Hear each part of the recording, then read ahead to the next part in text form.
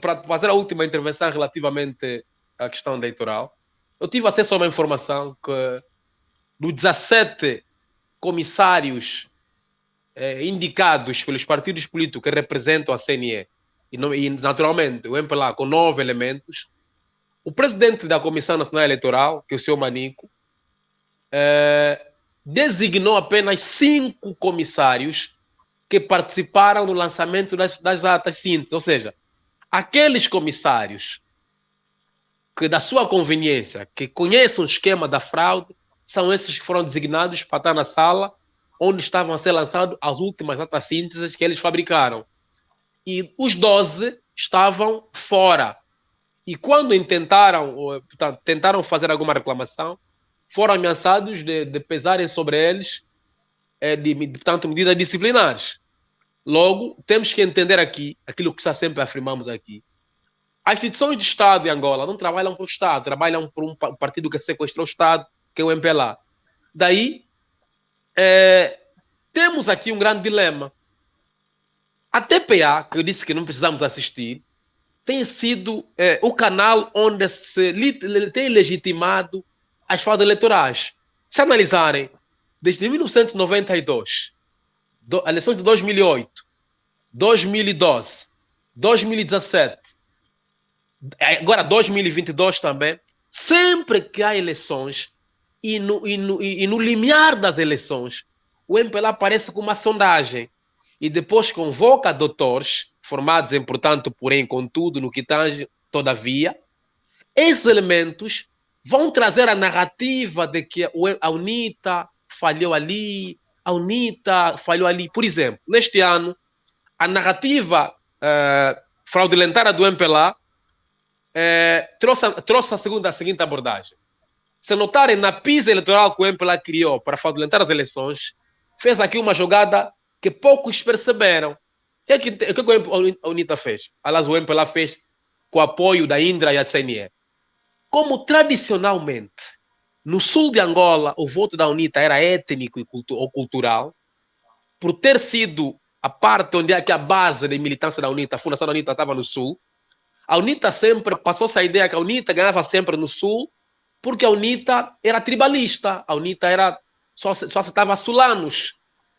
Hoje, como a UNITA abriu-se e aderiu à Frente Patriótica, então, quando se foi apresentar a candidatura da UNITA no Tribunal Constitucional, o SINS, o Serviço de Inteligência e Segurança do Estado, Inteligência e Segurança do Estado angolano, que está ao serviço do MPLA, o próprio MPLA, criaram militantes fictícios do MPLA, em que foram manifestar-se a 10 metros do Tribunal Constitucional, mesmo no artigo 47 da Constituição da República não estabelecer que se possa manifestar de frente aos órgãos de soberania. Entretanto, na distribuição fraudulentária dos votos de agora, como criou-se aquela onda de alguns militantes descontentes com a UNITA, por ter aderido à Frente Patriótica, onde inseriu o projeto para já servir a Angola, o Bloco Democrático, então o MPLA fez a trapaçada seguinte, deu vitória à UNITA no norte, nomeadamente nas províncias de Zaire e Cabinda, para fazer parecer que a UNITA perdeu no sul porque mexeu a sua base identitária. Ou seja, a UNITA, ao ter incluído elementos na Frente Patriota, trazido Abel Chivucuvuco e sociedade civil, então logo psicológica. Pois beliscou a sua base de militância tradicional que é no sul de Angola, quando na verdade é um jogo de engenharia eleitoral e fraudulentária que o MPLA cria. Por isso, eu quero aqui dizer o seguinte, para terminar a minha intervenção. É um contrassenso ou paradoxo analítico e crítico esperarmos que a CNE que nos traga dados que dão vitória à UNITA. É um paradoxo substancial que o Tribunal Constitucional, liderado pela senhora Clorinda Cardoso, que é membro do MPLA, embora ter suspenso a militância político-partidante do ponto de vista jurídico-administrativo, mas na consciência ainda é militante do MPLA, é que vai resolver os diferentes eleitorais, portanto, que estão a decorrer agora. Na CNE, o Manico que está ali Primeiro, na lei 36/11, de 21 de dezembro, que era a lei orgânica sobre eleições gerais, estabelecia que ninguém podia exercer altos cargos na Comissão Nacional Eleitoral, ou municipal, ou provincial eleitoral, com mais de 2 mandatos. E o Manico exerce mandato na CNE expirado. Eu tenho acesso ao concurso onde o Manico foi eleito. Participou lá o Dr. Santos Agostinho, ok? Com quem ele participou no concurso. E eu tenho aqui na minha casa, onde estou a falar, está comigo, na minha casa, esses procedimentos do concurso. O Manico não era doutor, e do concurso exigia que fosse doutor. O Manico não tinha sido passado naquilo que é a avaliação de desempenho feito pelo Conselho Superior da Magistratura Judicial, que avalia o desempenho dos magistrados. O Manico não tinha ainda, não tinha. O Manico está rolado a crimes dolosos ao Estado. Nas eleições de 2012, o Manico gastou, só de catering, mais de 1 bilhão de kwanzas. Quando a Indra já tinha fornecido computadores para a CNE, o Manico gastou mais de 15 milhões de kwanzas para comprar novos computadores. O Manico, quando a Unitel, em 2012, ofereceu telefones para o processo eleitoral, o Manico gastou aproximadamente 30 milhões de kwanzas para comprar, portanto, telefones e deu à sua namorada. A empresa que fornecia comida na CNE era da sua cunhada, a sua mulher.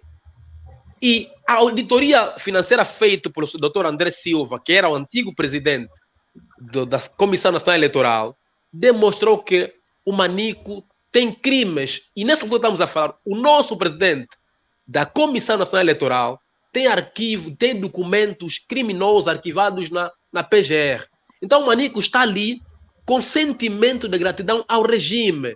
Por isso, eu costumo dizer, nós não podemos, é muita ingenuidade política, esperarmos que Manico criminoso, a senhora Laurinda Cardoso, que está a dirigir nessa altura o Tribunal Constitucional, fez uma denúncia na TV, na televisão portuguesa em Angola, onde ele faz branqueamento de capitais.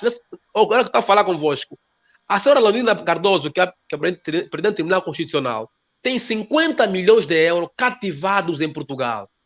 Quando ela era diretora do gabinete jurídico do Ministério da Administração e Território, na altura que era o ministro, era o Bormito de Sousa, o atual vice-presidente, ela assinou um contrato para que o seu marido, que é o dono da Anteros Construções, construísse um centro logístico no IGE. Joaquim, Luís, tem centro logístico no IGE? Tem no Legás? Não tem. Então, essa senhora está envolvida em crime. Quando nós tivemos embargo de dólar a partir de 2012 para diante, havia uma empresa que era a Rosfram em Angola. Essa empresa Rosfram, ok? Essa empresa Rosfram era patrocinada por talibãs, por elementos do Estado Islâmico. Uma das séries de dólar vendidas em Angola foi descoberta entre a Turquia e a Síria. E nós sofremos embargo de dólar. Quem era a testa de ferro dessas empresas, com o doutor Rui Ferreira, que era antigo presidente do Tribunal Constitucional, era a senhora Laurinda Cardoso. Portanto, é uma senhora que está com crimes internacionais. E essa senhora está a dirigir o nosso Tribunal Constitucional. Portanto, o João Lourenço nomeou essas pessoas criminosas para o sentimento de gratidão. Então, é um contrassenso que nós esperemos que essas pessoas digam a verdade eleitoral. Não vão dizer, porque elas estão lá nesses cargos, estão presos. Por isso, nós temos que apelar à UNITA no sentido de despoletar mecanismos legais, primeiro internamente, para cumprir apenas formalidade, a fim de que a sua reclamação tenha cunho internacional. Porque se não o fizer internamente, mesmo só para cumprir formalidade, naturalmente vai parecer introsmissão. E nós sabemos que no direito internacional impera o princípio da soberania, não é? Cada país é independente. E logo, só se pode recorrer às instituições internacionais se efetivamente esgotarmos recursos internos. E nós, o povo, para terminar mesmo, apelo calma, serenidade. Nós...